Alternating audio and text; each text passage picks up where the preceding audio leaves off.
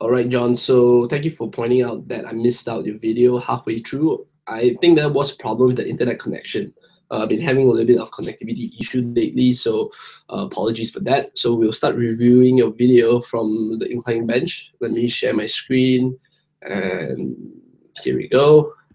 So basically, as I mentioned, that while you bench on the while you do the incline bench, you tend to do it really quickly, and because you're doing it really quickly, there tends to be a little loss of control. What I want you to focus on for the incline bench is basically, I want you to think of resetting every single rep, right? I mentioned that a few reps you do not lock out your triceps fully, so I want you to lock out your triceps fully at the top, take a deep breath, reset the rep, and bring the bar down. This will help you improve your bar path, create a better and more stable position to press off from, which will help you in your incline bench, right? So let's take a look at your snatch grip block pulls, right? The snatch grip block pulls actually move really well. We can see that in this position, there's a nice flat upper back and lower back as well. Your shoulders are in line with the bar. And as you bring the bar up, you drive your hips forward, which is a good thing, right? Focus on that strong lockout. Remember to pull your shoulder blades back at the top. So really nothing much to say about your snatch grip block pulls, but keep up the good work. Let's take a look at your squat. So you mentioned in your feedback that the squat groove has been going well. Let's look. Yep, that is good, right? The bar path is much better than before, right? There's less tilting forward of the bar, which is a very good thing. You're focusing on driving the bar back with your shoulders while keeping the weight on your knees. So let's have a look here. There's slight shifting back of your knees, right? Let's keep an eye on that knee. So on the last rep, right at this position, your knee is at the mouse, right? Let's see where your knee shoot back to as you come on the hole. So right over here, as you shoot up, there we go. You see your knees are no longer in line with my mouse.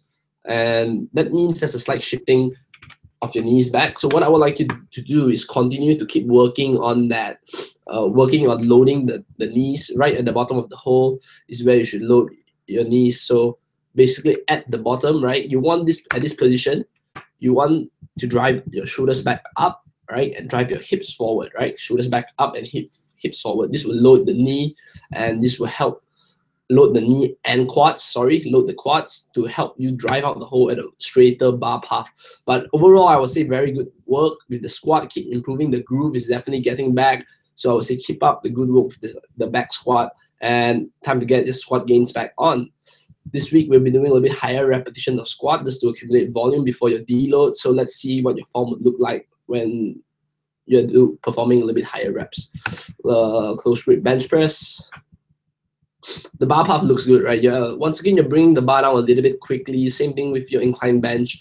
And that sometimes there might be a little bit of bar path running bar path issues just because you're bringing it up very quickly. So what I would like to see is basically control close grip bench. So I would like you to bring the bar down a little bit more slowly. Imagine you're pulling the bar down towards you, right? So we don't need the videos anymore. Basically, I want you to imagine that you're bringing the bar, you're pulling the bar down, right? You're pulling the bar down and then pressing up strongly, especially for the close grip bench press. Essentially what you're gonna do is you're gonna pack your shoulder blades down and back, right? And then you're gonna bring the bar down, and then you're gonna press up at the top. Make sure you lock out your triceps, right? Just because if you are not locking out, you don't get that tricep stimulation and tricep work, which is essentially what we're focusing on the close grip bench press. So keep doing that. So once again, sorry for making you watch 2 videos, and I'll speak to you the next time. Keep kicking ass, and catch you next week.